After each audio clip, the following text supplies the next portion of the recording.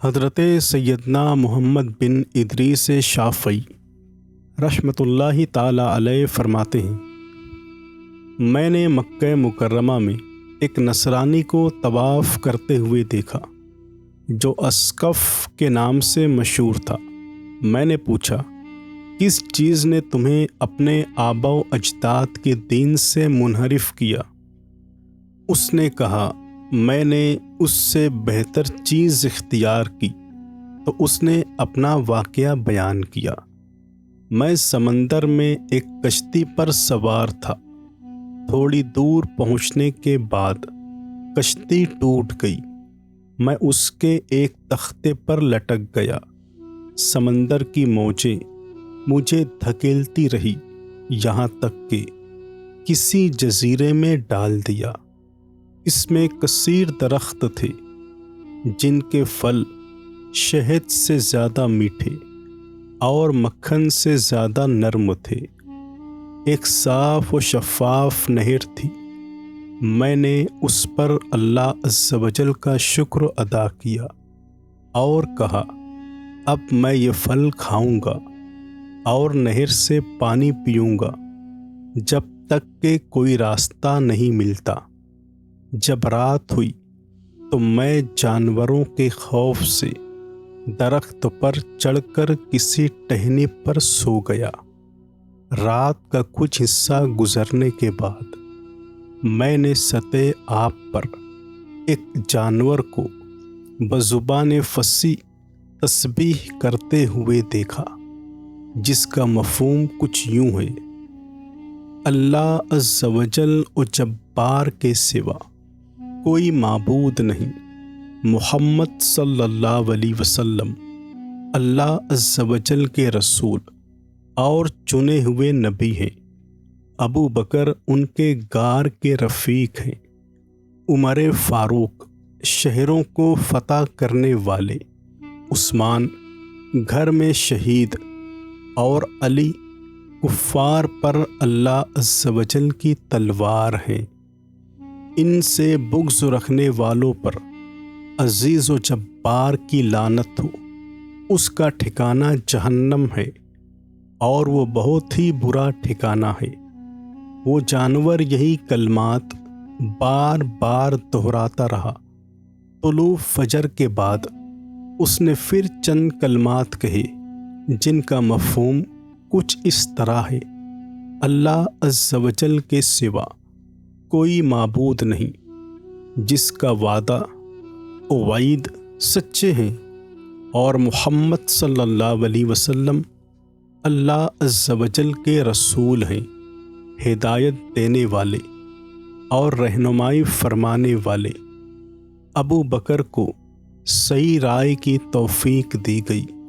عمر بن خطاب کفار پر آہنی جنگلے کی طرح سخت ہیں۔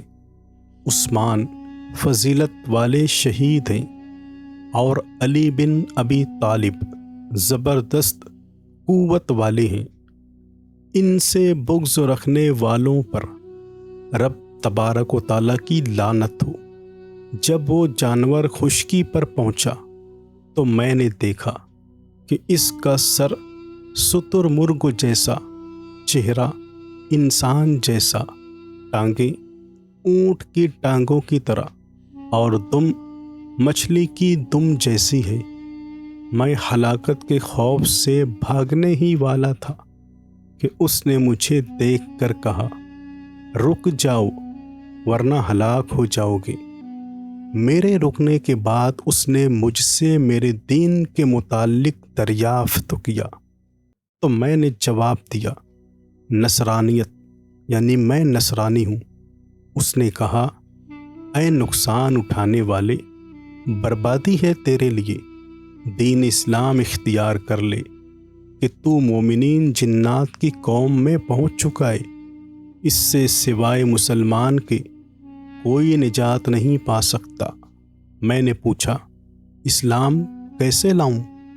اس نے بتایا، اس بات کی گواہی دے کہ اللہ عز و جل کے سوا کوئی معبود نہیں، اور محمد صلی اللہ علیہ وسلم اللہ عز و جل کے رسول ہیں۔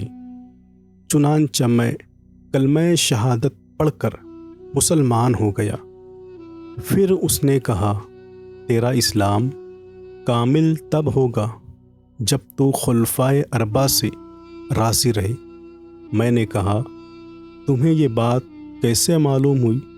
اس نے جواب دیا، ہماری ایک قوم نبی کریم رؤوف الرحیم صلی اللہ علیہ وسلم کی محفل میں حاضر ہوئی۔ انہوں نے حضور علیہ الصلاۃ والسلام کو یہ ارشاد فرماتے سنا کہ جب قیامت کا دن ہوگا تو جنت لائی جائے گی، وہ عرض کرے گی، یا اللہ عز و جل، تو نے مجھ سے وعدہ کیا تھا کہ تو میرے کونوں کو مضبوط کرے گا۔ اللہ عز و جل فرمائے گا، میں نے تیرے کونوں کو خلفائے اربعہ سے مضبوط کر دیا ہے اور تجھے حسن و حسین سے زینت بخشی ہے۔ پھر اس جانور نے مجھ سے پوچھا، تم یہاں ٹھہرنا چاہتے ہو یا اپنے اہل و عیال کی طرف لوٹنا چاہتے ہو؟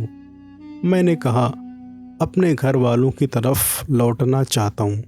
اس نے کہا، تو پھر یہاں کھڑے رہو، ایک کشتی کا یہاں سے گزر ہوگا۔ میں وہاں کھڑا رہا۔ وہ جانور سمندر میں اتر کر میری آنکھوں سے اوجھل ہو گیا۔ پھر ایک کشتی گزری جس میں چند افراد سوار تھے۔ میرے اشارہ کرنے پر انہوں نے مجھے بھی سوار کر لیا۔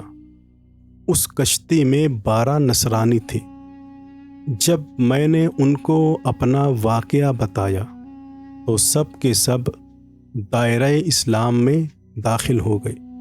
پھر مجھے یقین ہو گیا کہ ان لوگوں کا اللہ عز و جل کے یہاں ضرور کوئی راز ہے، یعنی خلفائے راشدین اور حضرات حسنین کریمین کا اللہ کی بارگاہ میں ضرور کوئی راز ہے کہ ان کی برکت سے مجھے اسلام کی دولت ملی اور بلند و مقام نصیب ہوا۔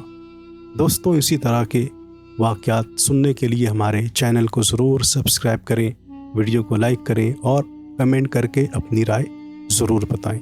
السلام علیکم ورحمۃ اللہ وبرکاتہ۔